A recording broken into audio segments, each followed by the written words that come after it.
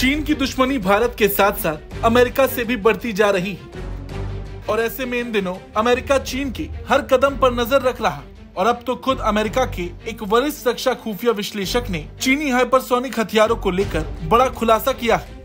उन्होंने ये जानकारी दी है कि चीन हाइपरसोनिक हथियारों के विकास, परीक्षण और तैनाती के मामले में सबसे आगे है। यहाँ तक कि वो रूस और अमेरिका से भी बेहतर कर रहा। इस खुलासे के बाद से कई तरह के सवाल खड़े हो रहे क्योंकि एक तरफ अमेरिका अभी भी हाइपरसोनिक हथियारों के निर्माण की कोशिश में जुटा है, वहीं चीन इसका परीक्षण कर रहा।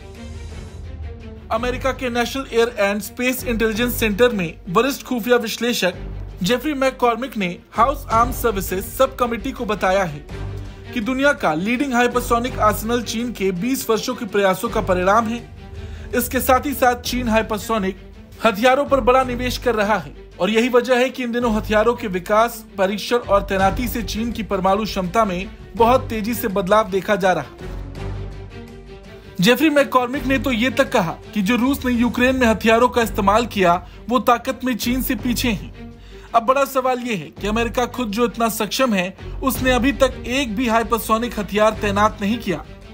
उसने इन्हें 2022 के बाद 2023 तक हासिल करने का लक्ष्य रखा था, लेकिन परीक्षण के दौरान अमेरिका को कई कठिनाइयों का सामना करना पड़ा और वो अभी तक इसमें सफल नहीं हो पाया।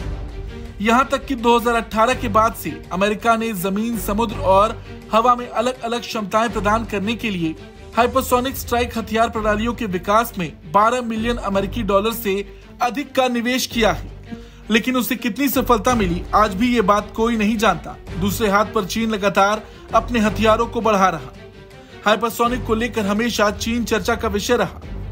भारत के नजरिए से भी ये चिंता का विषय है क्योंकि सीमा पर चीन से भारत का पुराना विवाद है। उसका मजबूत होना जितना अमेरिका के लिए खतरनाक है उससे कहीं ज्यादा भारत के लिए है। खैर, देखना ये होगा कि आने वाले वक्त में अमेरिका क्या करता है।